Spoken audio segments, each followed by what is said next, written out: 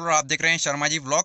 आज की इस वीडियो में अपन बात करने जा रहे हैं किया सेल्टोस डीजल के बारे में। दोस्तों एसटी के मॉडल है ये, आप लोग देख सकते हैं 25,000 किलोमीटर चल चुकी है गाड़ी। और चलिए फिर इसकी बात करते हैं अपन इसके इंजन साउंड की। तो किस तरह से क्या इंजन केबिन साउंड आ रहा है वो चीज़ बात करेंगे अपन पूरा प्रॉपर इसमें। तो ये आप लोग दिखा देता हूँ मैं। सबसे पहले तो गाड़ी बैटरी पे है, तो अभी केबिन एकदम कांच वगैरह सब कुछ सारे बंद है, आप लोग देख सकते हैं। और उसके बाद में फिर अपन इसको गाड़ी को स्टार्ट करते हैं और गाड़ी का साउंड सुनाते हैं आपको। केबिन नॉइज़ कितना क्या है वो एक आपको अंदाजा होएगा। ये गाड़ी का दोस्तों आप लोग देख सकते हैं स्टार्ट हो चुकी है।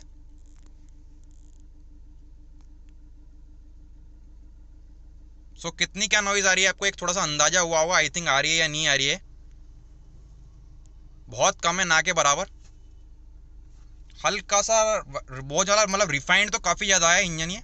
हल्की से अगर बात करें तो क्लच पे आपको हल्का सा वाइब्रेशन आपको महसूस होएगा इस पे। और मैं बता देता हूँ कहाँ कहाँ चीज़ वाइब्रेशन आएंगी। इंजन कितना ज़्यादा क्या रिफाइंड उससे अपन को मालूम होगा, वो उसी चीज़ पे अपन बना रहे हैं। एक हल्का सा तो क्लच जैसे दबा रहे हैं अपन, तो क्लच पे हल्का सा मेरे को महसूस हो रहा है इस पे। एक चीज़ तो ये है, हल्का सा स्टीयरिंग पे मामूली सा 0.1% मान लीजिए आप। अगर डैशबोर्ड की बात करें, डैशबोर्ड पे बहुत कम आ रहा है। या कि यहाँ पे आपको इसमें हैंड रेस्ट में भी हल्का सा वाइब्रेशन आपको महसूस हो रहा है। हैंड ब्रेक लग रहा है वैसे तो इस बार। हैंड ब्रेक अगर हटाते हैं तो अगर बात करें तो फिर भी आपको महसूस होएगा ही सही, एक ही बात है। और साउंड वगैरह कितना आ रहा है वो आपको महसूस होगा। अब आप इसका एसी ऑन करते हैं एक पे, ये देखिए आप एसी ऑन कर दिया है, फैन स्पीड एक पे है। वाइब्रेशन की अगर बात करें तो लगभग वही क्लच में आ रहा है, हल्का सा मामूली सा स्टीयरिंग में इतना ज़्यादा नहीं है, हल्का सा क्लच में ज़्यादा लग रहा है मुझे। आई थिंक हो सकता है इसी गाड़ी के साथ प्रॉब्लम हो या हो सकता है सभी के साथ में, वो आप मेरे को कमेंट करके ज़रूर बताना। और बाकी फिर हैंड रेस्ट वगैरह में, हैंड रेस्ट और क्लच में ज़्यादा वाइब्रेशन फील हो रहा है, बाकी तो इतना ज़्यादा नहीं है। बाकी तो आपको इतना ज़्यादा फील होएगा भी नहीं। डैशबोर्ड पे भी इतना ज़्यादा नहीं आ रहा है।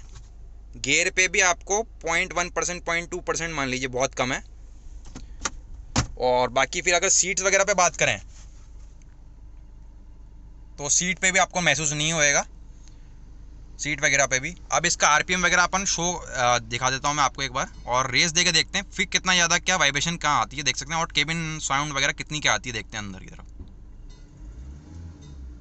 धीरे धीरे करके देखेंगे अपन। ये है इसका 1500, 2000, 3000, 3500, 4,500, 5,000, 4,500 तक अपन ने देख लिया। तो आपको कितनी ज़्यादा क्या नॉइज़ आई है वो आपने देख लिया होगा। बहुत कम है वैसे तो, ना के बराबर है।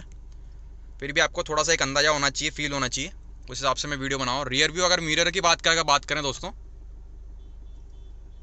वो भी आपका एक हल्का सा वाइब्रेशन आपको यहाँ भी महसूस होएगा। 0.5% मान लीजिए, 5% मान लीजिए आप ये।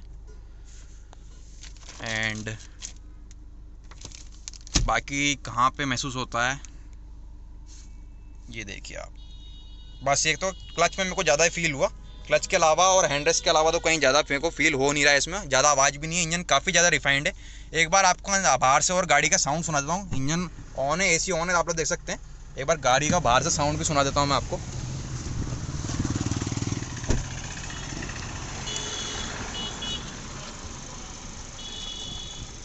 इसको खोल के देखते हैं। वैसे तो बिल्कुल भी बहुत कम साउंड आ रहा है इसमें, आपको मालूम ही नहीं पड़ेगा। तो इसका बोनट खोलते हैं और बोनट खोलने के बाद में फिर आपको साउंड सुनाते हैं। बोनट काफ़ी ज़्यादा हैवी है यार इसका, एक हाथ से तो उठ ही नहीं रहा। CIDI है 16V। कुछ इस तरह का इसमें इंसुलेशन दे रखा है, देख सकते हैं आप लोग। इसमें बहुत कम वाइब्रेशन है और बहुत कम साउंड है इंजन का, और काफ़ी ज़्यादा हैवी इसमें मेटल यूज़ किया हुआ है। ये भी काफ़ी अच्छी चीज़ है। अब चलते हैं वापस अंदर की तरफ और इसमें चलते हैं वापस, बैठते हैं। तो यार इंसुलेशन तो काफ़ी अच्छा देख सकते हैं आप लोग इसमें।